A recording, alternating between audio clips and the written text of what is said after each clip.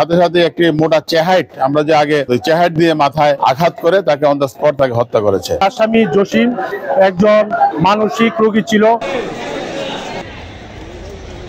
উনি ওনার বাবাকে সুস্থ মস্তিষ্কে আপনার শুধু বলেছিলেন যে তুমি বাবা নিজে পাট ক্ষেত থেকে পরিশ্রম করে এসছেন, ছেলেকে বলেছিলেন যে তুমি পাট খেতে যাও, যে একটু কাজ করো। শুধু এই কথা বলার প্রেক্ষিতেই সাথে সাথে একটি মোটা চেহাইট, আমরা যে আগে পিঠার গুঁড়ি করা হতো, চেহাইট দিয়ে মাথায় আঘাত করে তাকে অন দ্য স্পট তাকে হত্যা করেছে। এবং ডাক্তারি পরীক্ষা করানো হয়েছে, তার অস্বাভাবিকতা কিছু পাওয়া যায় নাই। সাক্ষী প্রমাণে সকল সন্দেহের ঊর্ধ্বে অপরাধ প্রমাণিত হয়। এটা একটা 302 ধারা মোকদ্দমা। আসামি জসিমের পক্ষে আমি স্টেট ডিফেন্স হিসাবে অ্যাডভোকেট ছিলাম।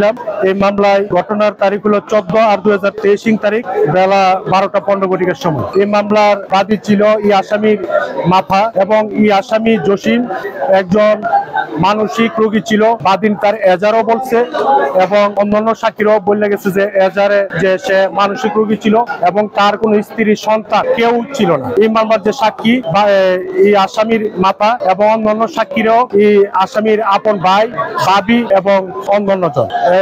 আমি আজকে মাননীয় জেলা ও দায়রা জজ আদালত আসামি জসিমকে যাবজ্জীবন সাজা প্রদান করেন, কিন্তু এই রায়ে আমি সংক্ষুব্ধ এবং এই রায়ের বিরুদ্ধে আমি উচ্চ আদালতে আপিল করব।